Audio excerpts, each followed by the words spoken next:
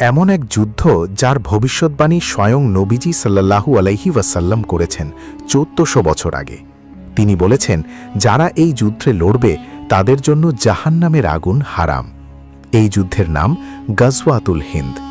কিয়ামতের ঠিক আগে কেন কাঁপবে এই ভারতবর্ষ? কি আছে আমাদের ভাগ্যে? চলুন জানি সহিহ হাদিসের আলোকে। ভিডিওর শুরুতে আমাদের বুঝতে হবে গাজওয়াতুল হিন্দ শব্দটির অর্থ কী। গাজওয়া হল এমন যুদ্ধ যা সরাসরি আল্লাহর রাসূল সাল্লাল্লাহু আলাইহি ওয়াসাল্লামের নির্দেশে বা তার পরিকল্পনায় সংঘটিত হয়। আর হিন্দ বলতে তৎকালীন বৃহত্তর ভারতবর্ষকে বোঝানো হয়েছে, যা বর্তমানের ভারত, পাকিস্তান ও বাংলাদেশ মিলিয়ে এক বিশাল ভূখণ্ড।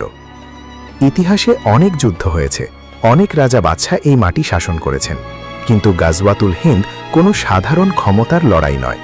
এটি হল কিয়ামতের একদম পূর্ব মুহূর্তে হক ও বাতিলের সেই চূড়ান্ত সংঘাত, যা পৃথিবীকে দাজ্জালের ফিতনা থেকে মুক্তির দিকে নিয়ে যাবে। অনেক গবেষকের মতে ইতিহাসের পাতায় কিছু বিজয় ঘটলেও হাদিসের মূল সংকেত অনুযায়ী এই মহাযুদ্ধের পূর্ণতা এখনও বাকি। এই যুদ্ধের মর্যাদা বুঝতে হলে আমাদের তাকাতে হবে নির্ভরযোগ্য হাদিসের কিতাবগুলোর দিকে। বিশেষ করে ইমাম নাসাই রহিমাহুল্লাহ তার সুনানে নাসাইতে এই যুদ্ধের জন্য আলাদা একটি অধ্যায় রেখেছেন। 1. জাহান্নাম থেকে মুক্তির মহিমান্বিত ঘোষণা। রাসূলুল্লাহ সাল্লাল্লাহু আলাইহি ওয়াসাল্লামের প্রিয় খাদেম হযরত সাওবান রাদিয়াল্লাহু তাআলা আনহু থেকে বর্ণিত, নবীজি সাল্লাল্লাহু আলাইহি ওয়াসাল্লাম বলেছেন, আমার উম্মতের দুটি দলকে আল্লাহ তাআলা জাহান্নামের আগুন থেকে মুক্তি দিয়েছেন। এক দল যারা হিন্দুস্তানের যুদ্ধে গাজওয়াতুল হিন্দ লড়াই করবে, আর অন্য দল যারা ঈসা ইবনে মারিয়ামের সাথে থাকবে। সুনানে নাসাই হাদিস নং 3175। লক্ষ্য করুন, এই হাদিসে হিন্দুস্তানের যোদ্ধাদের মর্যাদা সরাসরি নবী ঈসা আলাইহিস সালামের পবিত্র সাথীদের সমান করে দেওয়া হয়েছে। এটিই প্রমাণ করে এই যুদ্ধের আধ্যাত্মিক ওজন কত বেশি। 2. হযরত আবু হুরায়রা রাদিয়াল্লাহু তাআলা আনহুর আকুল আকাঙ্ক্ষা। হযরত আবু হুরায়রা রাদিয়াল্লাহু তাআলা আনহু যখন এই যুদ্ধের সওয়াবের কথা শুনলেন, তিনি নবীজিকে বললেন, হে আল্লাহর রাসূল, আমি যদি সেই যুদ্ধের সময় জীবিত থাকি তবে আমি আমার সব সম্পদ বিলিয়ে দেব এবং নিজেকে উৎসর্গ করব। যদি আমি সেখানে শহীদ হই তবে আমি হব আফদালুস শুহাদা বা শ্রেষ্ঠ শহীদদের একজন। আর যদি বেঁচে ফিরি তবে আমি হব সেই আবু হুরায়রা যাকে জাহান্নাম থেকে চিরতরে মুক্তি দেওয়া হয়েছে। সুনানে নাসাই হাদিস নং 3174। চিন্তা করুন, একজন সাহাবী যিনি নবীজির সবচেয়ে কাছের ছাত্র ছিলেন এবং জান্নাতের সুসংবাদ পেয়েছিলেন, তিনিও এই যুদ্ধে অংশ নেওয়ার জন্য নিজের সর্বস্ব বাজি রাখতে চেয়েছিলেন। গাজওয়াতুল হিন্দের সাথে আরও একটি রহস্যময় ভবিষ্যৎবাণী জড়িয়ে আছে, আর তা হল খুরাসানের কালো পতাকা। প্রাচীন খুরাসান বলতে বর্তমান আফগানিস্তান, পাকিস্তান ও ইরানের কিছু অংশকে বোঝানো হয়। সহিহ হাদিসে এসেছে, শেষ জামানায় খুরাসান থেকে একদল মুজাহিদ বা যোদ্ধা বের হবে, যাদের হাতে থাকবে কালো পতাকা। তাদের গতি হবে উল্কার মতো। কেউ তাদের থামাতে পারবে না যতক্ষণ না তারা জেরুজালেমে তাদের পতাকা স্থাপন করবে। ওলামায়ে কেরাম ও হাদিস বিশারদদের মতে এই খুরাসানি বাহিনী ও গাজওয়াতুল হিন্দের যোদ্ধাদের মধ্যে এক গভীর আধ্যাত্মিক ও সামরিক সংযোগ থাকবে। তারা এই ভারতবর্ষ থেকে জুলুমের অবসান ঘটিয়ে ইনসাফ কায়েম করবে। হাদিসের বর্ণনা অনুযায়ী এই যুদ্ধটি হবে অত্যন্ত কঠিন ও রক্তক্ষয়ী। এটি কোনো সাধারণ সীমান্ত সংঘাত হবে না। মুসলিমরা এতে চূড়ান্ত বিজয়ী হবে। এক বর্ণনায় এসেছে, তারা এই অঞ্চলের বড় বড় জালেম ও অত্যাচারী শাসকদের বন্দী করে নিয়ে আসবে। তাদের গলায় থাকবে অবমাননার শিকল। এই বিজয় কেবল মানচিত্রের পরিবর্তন নয়, বরং এই মাটিতে আল্লাহর একত্ববাদ বা তাওহীদের পতাকা উড্ডীন করার জয়। এই বিজয়ের পর মুমিনরা যখন তাদের অস্ত্র পরিষ্কার করবে এবং বিশ্রামের প্রস্তুতি নেবে, ঠিক তখনই তারা শুনতে পাবে যে সিরিয়ার মাটিতে হযরত ঈসা আলাইহিস সালাম আকাশ থেকে নেমে এসেছেন। অর্থাৎ গাজওয়াতুল হিন্দ হল দাজ্জাল বিরোধী যুদ্ধের একটি প্রধান ও শক্তিশালী ফ্রন্ট। প্রথম অংশে আমরা জেনেছি এই যুদ্ধের ধর্মীয় গুরুত্ব এবং সাহাবীদের আকাঙ্ক্ষা সম্পর্কে।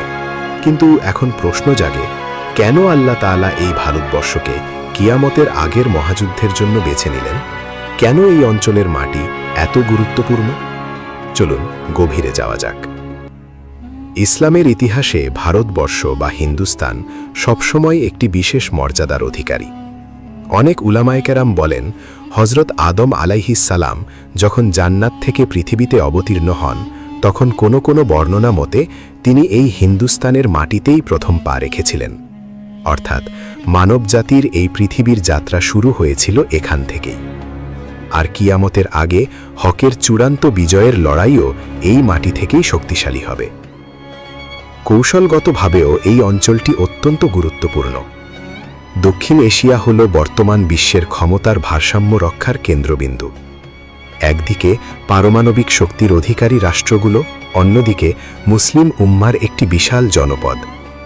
নবীজি সাল্লাল্লাহু আলাইহি ওয়াসাল্লামের ভবিষ্যৎবাণী আমাদের ইঙ্গিত দেয় যে শেষ সময়ে যখন আরব বিশ্ব বিভিন্ন ফিতনায় জর্জরিত থাকবে, তখন প্রাচ্যের এই অঞ্চলটি হবে ইসলামের জন্য একটি শক্তিশালী ঘাঁটি বা সেফ জোন। গাজওয়াতুল হিন্দ কোনো সাধারণ লড়াই হবে না। হাদিসের বর্ণনা অনুযায়ী এটি হবে অত্যন্ত দীর্ঘস্থায়ী এবং রক্তক্ষয়ী। মুহাদ্দিসগণ উল্লেখ করেছেন যে এই যুদ্ধের যোদ্ধারা হবে পৃথিবীর শ্রেষ্ঠ ঈমানদারদের এক দল। তাদের মধ্যে কিছু বিশেষ গুণ থাকবে। ১. ধৈর্য ও অটলতা। তারা শত্রুর বিশাল সংখ্যা দেখে ভয় পাবে না। ২. তাকওয়া। তাদের মূল শক্তি হবে আল্লাহর প্রতি অগাধ বিশ্বাস। ৩. ইখলাস। তারা ক্ষমতা বা সম্পদের জন্য লড়বে না, বরং জালিমের হাত থেকে মাজলুমকে রক্ষা করতে লড়বে। রাসূলুল্লাহ সাল্লাল্লাহু আলাইহি ওয়াসাল্লাম বলেছেন যে এই যুদ্ধের মুজাহিদদের আল্লাহ তাআলা এমন এক বিজয় দান করবেন যা আগের অনেক বিজয়কেও ছাড়িয়ে যাবে। তারা হিন্দুস্তানের রাজাদের জালেম শাসকদের শিকলবন্দি করবে এবং তাদের সমস্ত সম্পদ আল্লাহর রাস্তায় ব্যয় করা হবে। এটি মূলত একটি ব্যবস্থার পরিবর্তন, জুলুমের শাসন থেকে ন্যায়ের শাসনের দিকে যাত্রা। আমরা আগে উল্লেখ করেছি খুরাসানের কালো পতাকার কথা। হাদিসের গবেষকগণ মনে করেন গাজওয়াতুল হিন্দ এবং খুরাসানি বাহিনীর মিশন আসলে একই সূত্রে গাঁথা। খুরাসান, আফগানিস্তান ও তার চারপাশ থেকে যে বাহিনী বের হবে, তারা ভারতের দিক থেকে আসা মুসলিম বাহিনীর সাথে মিলে একটি বিশাল শক্তিতে পরিণত হবে। নবীজি সাল্লাল্লাহু আলাইহি ওয়াসাল্লাম বলেছেন, তাদেরকে কেউ রুখতে পারবে না। এর মানে হল তৎকালীন ও আধুনিক বিশ্বের সর্বাধুনিক প্রযুক্তির অস্ত্রশস্ত্রও এই ঈমানী শক্তির সামনে ব্যর্থ হবে। তারা একের পর এক বাধা অতিক্রম করে এগিয়ে যাবে এবং তাদের লক্ষ্য হবে ফিলিস্তিনের জেরুজালেম। গাজওয়াতুল হিন্দের বিজয় হবে সেই বিশ্বব্যাপী চূড়ান্ত বিজয়ের একটি প্রবেশপথ। সবচেয়ে রোমাঞ্চকর তথ্যটি হল এই যুদ্ধের সময়কাল। সহিহ বর্ণনায় এসেছে, গাজওয়াতুল হিন্দের যোদ্ধারা যখন বিজয় লাভ করে, তাদের তলোয়ার ও অস্ত্রশস্ত্র কোষবদ্ধ করবে এবং বিশ্রামের জন্য সিরিয়ার দিকে যাত্রা করবে, তখনই এক চিৎকার শোনা যাবে, দাজ্জাল আত্মপ্রকাশ করেছে। তারা সিরিয়ায় পৌঁছানোর পর হজরত ঈসা আলাইহিসসালামের অবতরণ দেখতে পাবে।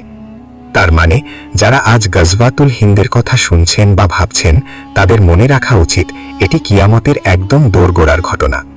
এটি আমাদের সতর্ক করে যে পৃথিবীর সময় ফুরিয়ে আসছে এবং চূড়ান্ত ফয়সালার দিন খুব কাছে। আমরা যখন আজকের বিশ্বের দিকে তাকাই, আমরা দেখি মধ্যপ্রাচ্য অস্থির। অন্যদিকে এই দক্ষিণ এশিয়ায় মুসলিমদের ওপর নির্যাতন এবং বিভিন্ন রাজনৈতিক সংঘাত তুঙ্গে। পারমাণবিক যুদ্ধের হুমকি এখন আর কোনো কল্পনা নয়। উলামায়ে-কেরাম বলেন, হাদিসের শব্দগুলো যখন বর্তমানের সাথে মিলতে শুরু করে, তখন মুমিনের উচিত নিজের ঈমানকে ঝালিয়ে নেওয়া। গাজওয়াতুল হিন্দ নিয়ে নবীজির ভবিষ্যৎবাণী আমাদের একটি আশার আলো দেখায়। যতই অন্ধকার আসুক না কেন, শেষ হাসি হাসবে মুমিনরাই। তবে সেই বিজয়ী দলে থাকার জন্য যে ঈমানী শক্তি প্রয়োজন, তা কি আমাদের আছে? পূর্বের দুই অংশে আমরা যুদ্ধের আধ্যাত্মিক মর্যাদা এবং সময়ের সংকেত নিয়ে আলোচনা করেছি, কিন্তু এখন প্রশ্ন হল, কারা সেই রাজা বা শাসক যাদের শিকলবন্দি করার কথা হাদিসে এসেছে? আর এই যুদ্ধের সুনির্দিষ্ট সীমানা কতটুকু?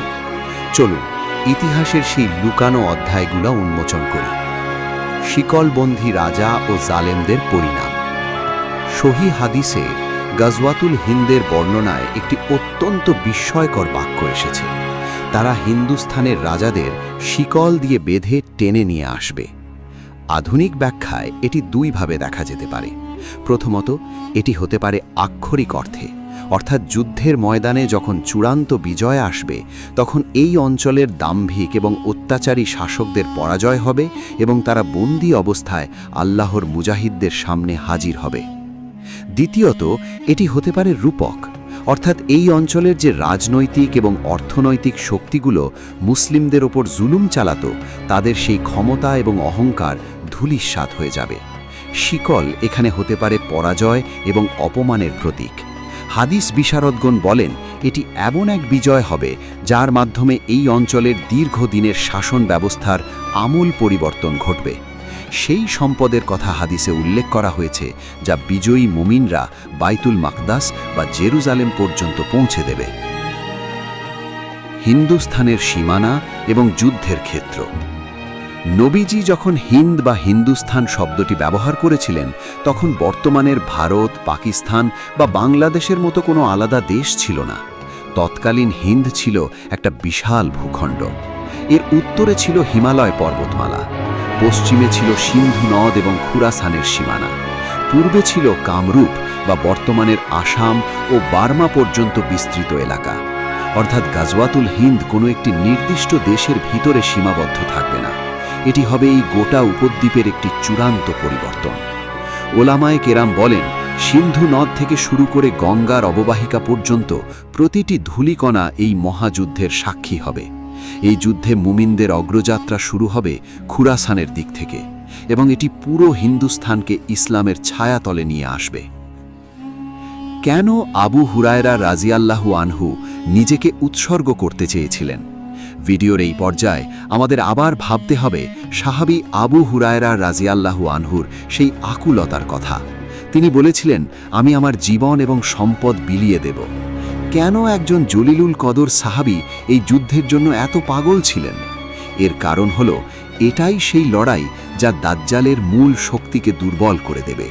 দাজ্জাল যখন আসবে সে দেখবে মুসলিমরা প্রাচ্যের এই বিশাল হিন্দুস্থান অঞ্চলটি জয় করে ঐক্যবদ্ধ হয়েছে।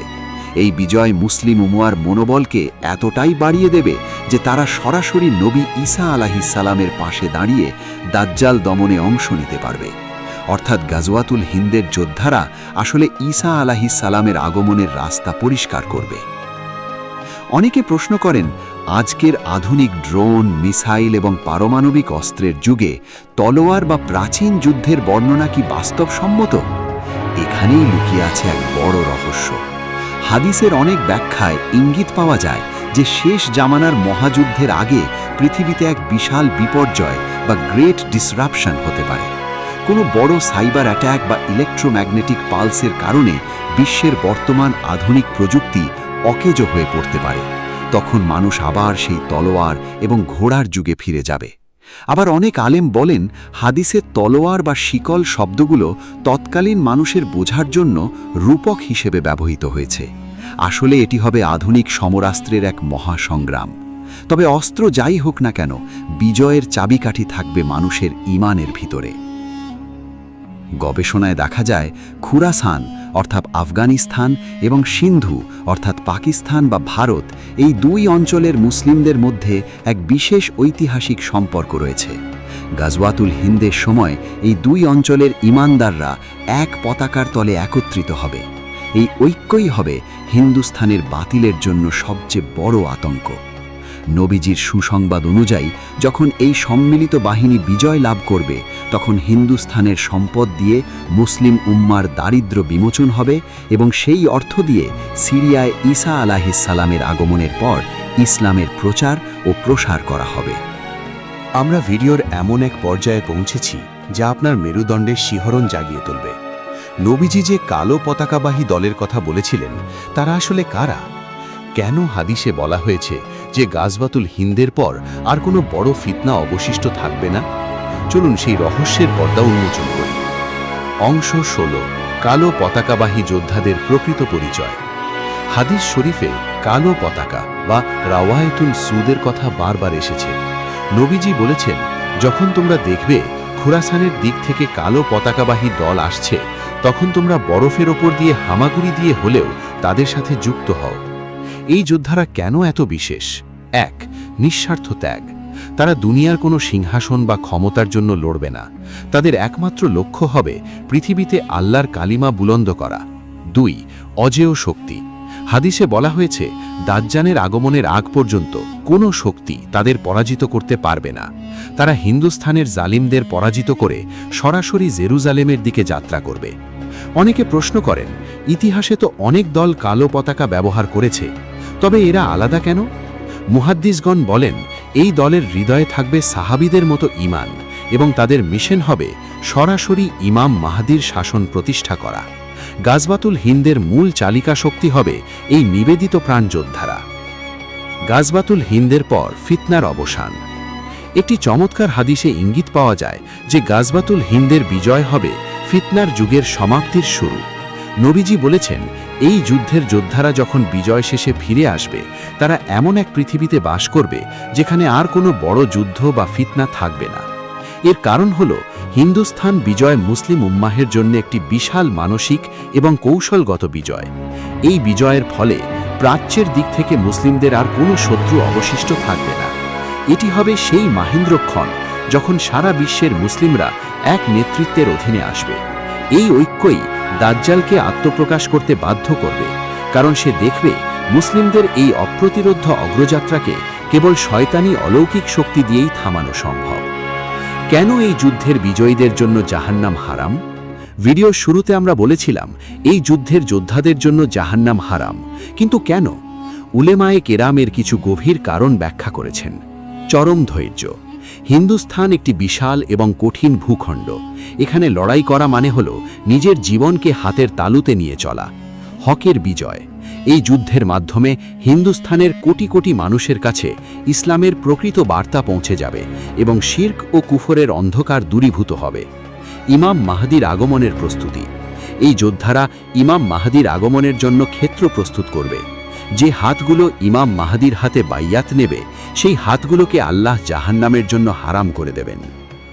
ইসলামের ইতিহাসে দেখা যায়, যখনই আরব বিশ্বে অন্ধকার নেমে এসেছে বা আরবরা তাদের দায়িত্ব পালনে শিথিলতা দেখিয়েছে, তখনই আল্লাহ তাআলা অন্য কোনো জাতিকে দিয়ে দ্বীনের কাজ করিয়েছেন। নবীজির এই ভবিষ্যৎবাণী আমাদের ইঙ্গিত দেয় যে শেষ জামানায় ইসলামের সেই হারানো গৌরব ফিরিয়ে আনার দায়িত্ব পড়বে এই প্রাচ্যের বা হিন্দুস্থানের মুমিনদের উপর। তারা হবে ইসলামের নতুন প্রাণ শক্তি। যখন মধ্যপ্রাচ্য বিভিন্ন অভ্যন্তরীণ দ্বন্দ্বে লিপ্ত থাকবে, তখন এই হিন্দুস্থান ও খুরাসানের ইমানদাররা এক নতুন সূর্য হবে। আমাদের বর্তমান প্রস্তুতি কি? এটি নিজেকে প্রশ্ন করার জন্য। গাজওয়াতুল হিন্দ কোনো রূপকথা নয়, এটি আমাদের রাসূল সাল্লাল্লাহর পবিত্র মুখ থেকে বের হওয়া এক অমোঘ সত্য। আজ আমরা যখন দেখি ভারতবর্ষের কোনায় কোনায় মুসলিমদের ওপর জুলুম হচ্ছে, তখন আমাদের মনে রাখা উচিত, বিজয় অনেক সময় পরাজয়ের ছদ্মবেশে আসে। এই প্রতিটি ফিতনা আমাদের সেই মহাযুদ্ধের জন্য মানসিকভাবে তৈরি করছে। তবে আমাদের মনে রাখতে হবে, সেই বিজয়ী দলে সামিল হওয়ার প্রথম শর্ত হল নিজের নাফসের বিরুদ্ধে গাজওয়া বা যুদ্ধ করা। যার নিজের নাফস তার নিয়ন্ত্রণে নেই, সে কিভাবে মহাযুদ্ধের ময়দানে অটল থাকবে? আমরা এখন আমাদের এই দীর্ঘ সফরের চূড়ান্ত পর্যায়ে। গাজওয়াতুল হিন্দের সেই বিজয়ী বীরেরা যখন হিন্দুস্থানের মাটি থেকে যুদ্ধের ধুলোবালি গায়ে মেখে পশ্চিমে পাড়ি জমাবে, তখন ইতিহাসের সবচেয়ে বড় অলৌকিক ঘটনাটি তাদের সামনে ঘটবে। ঈসা ইবনে মারিয়ামের সাথে তাদের সেই মিলন কেমন হবে, আর এই ভিডিওর শিক্ষা আমাদের জীবনকে কিভাবে বদলে দেবে? সিরিয়ার ময়দান এবং হযরত ঈসা আলাইহিস সালামের অবতরণ। হাদিসের বর্ণনায় এসেছে, গাজওয়াতুল হিন্দের সেই মহান যোদ্ধারা যখন বিজয় সম্পন্ন করে সিরিয়ার দিকে যাত্রা করবে, তখন সারা বিশ্বে এক অদ্ভুত থমথমে ভাব বিরাজ করবে। দাজ্জাল তখন তার ফিতনা নিয়ে আবির্ভূত হয়েছে। মুসলিমরা যখন দামেস্কের সাদা মিনারের পাশে ফজরের সালাতের জন্য প্রস্তুতি নেবে, ঠিক তখনই আসমান থেকে ফেরেশতাদের কাঁধে হাত রেখে অবতরণ করবেন হযরত ঈসা আলাইহিস সালাম। চিন্তা করুন সেই মুহূর্তের কথা। হিন্দুস্থানের ধুলিমলিন পোশাক পরা সেই যোদ্ধারা, যারা হাজার হাজার মাইল পথ পাড়ি দিয়ে লড়াই করে এসেছে, তারা সরাসরি আল্লাহর নবী ঈসা আলাইহিস সালামের পেছনে সালাত আদায় করার সৌভাগ্য লাভ করবে। নবীজি যে বলেছিলেন, এক দল হিন্দুস্থানের যুদ্ধে থাকবে আর অন্য দল ঈসা ইবনে মারিয়ামের সাথে থাকবে, এই দুই দলের মিলন ঘটবে সেই সিরিয়ার পবিত্র মাটিতে। এটিই হবে হকের চূড়ান্ত বিজয় এবং বাতিলের চিরস্থায়ী পরাজয়। গাজওয়াতুল হিন্দ কেবল তলোয়ার নয়, মেধারও যুদ্ধ। বর্তমান যুগে গাজওয়াতুল হিন্দ নিয়ে অনেক ভুল ব্যাখ্যা প্রচলিত আছে। আমাদের মনে রাখতে হবে, ইসলাম কেবল তলোয়ার দিয়ে নয়, বরং নৈতিকতা, জ্ঞান এবং তাকওয়া দিয়ে মানুষের হৃদয় জয় করেছে। গাজওয়াতুল হিন্দের সেই চূড়ান্ত যুদ্ধ আসার আগে আমাদের আরও একটি যুদ্ধে লড়তে হবে, তা হল বুদ্ধিবৃত্তিক যুদ্ধ। আজকের যুগে প্রচার মাধ্যম, অর্থনীতি এবং সংস্কৃতির মাধ্যমে যে ফিতনা ছড়িয়ে দেওয়া হচ্ছে, তার বিরুদ্ধে রুখে দাঁড়ানো এই লড়াইয়ের একটি অংশ। যদি আমরা আমাদের শিশুদের ঈমানি শিক্ষায় শিক্ষিত না করি, তাহলে তারা সেই মহাযুদ্ধের সময় দাজ্জালের মায়াজালে আটকা পড়ে যেতে পারে। তাই গাজওয়াতুল হিন্দের সৈনিক হওয়ার প্রথম ধাপ হল আজ থেকেই সত্যের পথে নিজেকে নিবেদিত করা। ইতিহাসের পুনরাবৃত্তি ও বর্তমানের দায়বদ্ধতা। আমরা ইতিহাসের দিকে তাকালে দেখি, এই হিন্দুস্থানের মাটিতে বড় বড় অনেক আলেম ও মুজাহিদ জন্ম নিয়েছেন, যারা ইসলামের পতাকা সমুন্নত রেখেছিলেন। শাহ ওয়ালিউল্লাহ মুহাদ্দিসে দেহলভী থেকে শুরু করে সৈয়দ আহমদ ব্রালেভি, তারা সবাই এই ভবিষ্যৎবাণী প্রেরণায় উজ্জীবিত ছিলেন। আজ যখন আমরা চারিদিকে মুসলিম উম্মার ক্রান্দন শুনি, তখন গাজওয়াতুল হিন্দের এই সুসংবাদ আমাদের শিখিয়ে দেয় যে অন্ধতার চিরস্থায়ী নয়। প্রতিটি ফিতনার পর এক একটি বড় বিজয় লুকিয়ে থাকে। 5000 শব্দের এই মহাকাব্যিক আলোচনার মূল উদ্দেশ্য কেবল তথ্য দেওয়া নয়, বরং আপনার হৃদয়ে সেই হারানো আত্মবিশ্বাস ফিরিয়ে আনা। ভাই ও বোনেরা, আমরা ভিডিওর একদম শেষ প্রান্তে। গাজওয়াতুল হিন্দ কবে হবে, কাল নাকি 100 বছর পর, তা কেবল আল্লাহই জানেন। কিন্তু নবীজির প্রতিটি শব্দ ধ্রুব সত্য। প্রশ্ন হল, যদি আগামীকালই সেই আহ্বান আসে, আমরা কি প্রস্তুত? আমাদের কি সেই আমল আছে যা আবু হুরাইরা রাদিয়াল্লাহু আনহুর মতো আকাঙ্ক্ষা তৈরি করতে পারে? এই ভিডিওটি কেবল একটি তথ্যচিত্র নয়, এটি একটি সতর্কবার্তা। দাজ্জালের ফিতনা আমাদের ঘরের দরজায় কড়া নাড়ছে। গাজওয়াতুল হিন্দের সেই বীরদের দলে নাম লেখাতে হলে আগে নিজেদের ঘর এবং নিজের নফসকে ইসলামের ছায়াতলে নিয়ে আসতে হবে।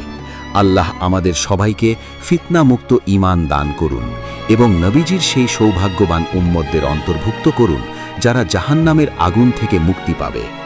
এই মেগা ডকুমেন্টারিটি আপনার কেমন লাগলো? গাজওয়াতুল হিন্দ নিয়ে আপনার কোনো ব্যক্তিগত ভাবনা বা প্রশ্ন থাকলে আমাদের কমেন্ট বক্সে অবশ্যই জানান। আপনাদের প্রতিটি কমেন্ট আমাদের আরও গবেষণাধর্মী কাজ করতে উৎসাহ দেয়। ইসলামের এই অজানা ও বিস্ময়কর ইতিহাস সবার মাঝে ছড়িয়ে দিতে ভিডিওটি শেয়ার করুন।